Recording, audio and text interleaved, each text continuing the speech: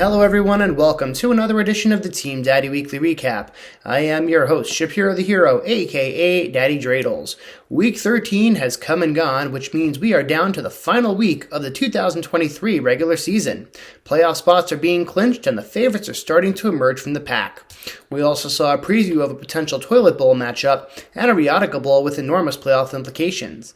I'll take you around the league, look at all of the week's action, and I'll break down who's in, who's out, and who's still on the borderline of the Team Daddy playoffs. But as always, we start with a word from our sponsor.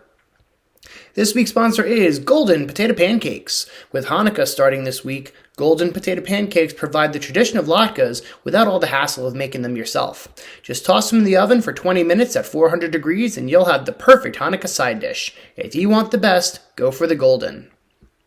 We'll start this week's recap off with two teams fighting for third place as Cheese took on Kyle. And when the clock hit triple zeros, it was Cheese who emerged victorious, beating Kyle 185.85 to 141.1. Cheese was led by DK Metcalf with 46.4 points, and he also got 38.2 points from Mike Evans. Kyle was led by Michael Pittman with 32.5 points, but was unable to come away with a win. Now at 7-6, Kyle needs a win this week, or losses by Josh, Armenti, or PJ in order to clinch a playoff spot. He can take care of business himself with a win this week over George.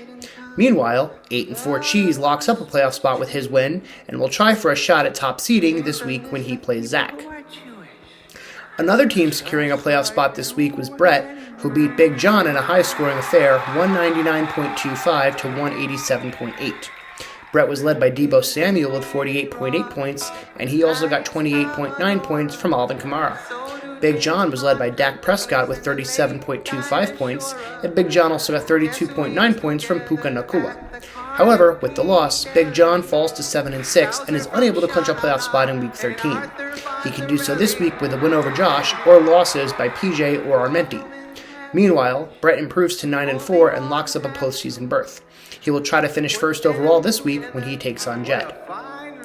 Speaking of Jed, his improbable march to the playoffs is still alive thanks to a win over Josh, 122.05 to 112.4, in the second installment of the Riotica Bowl.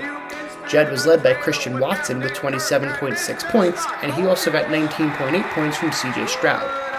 Josh was led by Joe Mixon with 29.7 points, but ultimately, it was the three zero-scoring players who cost Josh the game.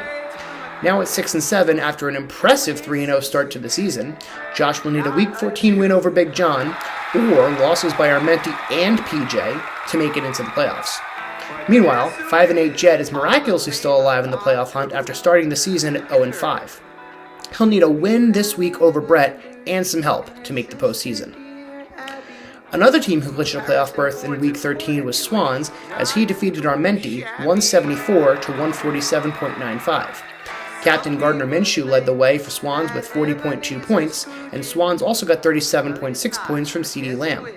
Armenti was led by quarterback Brock Purdy, who led all non-captains with 51.6 points, but Armenti was unable to get much offense anywhere else. Now at 6-7, Armenti will need a win over me this week to clinch a playoff spot, or a combination of two losses by Josh, PJ, and Jed. Meanwhile, Swans has locked up a playoff spot with his fifth consecutive win. He will try to go for 6 in a row this week when he takes on Cheese. The final team clinching a playoff berth in Week 13 was me, as I took down PJ 212.05 to 137.5. My team was led by Tyreek Hill with 45.3 points, and I also got 39.1 points from Nico Collins.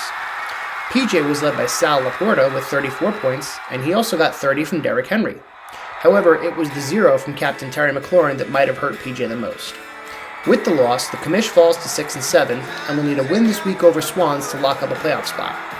He can also get in with losses by Armenti and Josh. Meanwhile, I am now 9-4 on the season, securely in the playoffs. I will try to lock up the number 1 seed this week when I play Armenti. Our final matchup of the week featured a potential toilet bowl preview as George took on Zach in a battle of the basement. And when the dust settled, George was left as the victor, beating Zach 127.7 to 120.13. Brother Tuyu was led by Jamar Chase with 40.55 points, but other than that, no one on George's team scored more than 13 points. As for Zach, he won $10 for having the week's highest scoring player in Captain Matthew Stafford with 53.63 points. However, Zach falls to 3-10 with the loss. He will need a win over Cheese or a loss by George to avoid receiving an automatic ticket to the toilet bowl. Meanwhile, George is now 4-9 and needs a win or a loss by Zach to avoid the same. Here are the Team Daddy standings as we reach the final week of the regular season. I am tied for first with Brett based on records, but I hold a 246 points advantage for top spot in points scored. We have both clinched playoff spots at 9-4, as have Cheese and Swans at 8-5. At 7-6, Kyle and Big John can get into the playoffs with a win or losses by 2 of the 3, 6, and 7 teams. Those are PJ in 7th, Armenti in 8th, and Josh in 9th, who right now is neither in the playoffs or the consolation bracket. Jed is in 10th and needs a win this week to have a shot at making the playoffs. If he loses, he will be locked into the consolation bracket against either George or Zach. With a win by George or a loss by Zach, Zach will automatically be playing in the toilet bowl versus the loser of next week's 10 versus 11 matchup. A few reminders as we enter the final week of the regular season. This will be the last week of team captains as they will not exist in the playoffs. Also, remember that even if you're not playing for anything but pride, you are still eligible for the weekly prizes of the highest scoring team, player, or kicker. So make sure to set a serious lineup if you want to win some money. And finally, with the Festival of Lights starting on Thursday night, I would like to wish any of you who celebrate a very happy Hanukkah. Thank you as always for watching. This has been your Team Daddy Weekly Recap. I am your host, Shapiro the Hero, and I will see you next time. L'chaim, motherfuckers!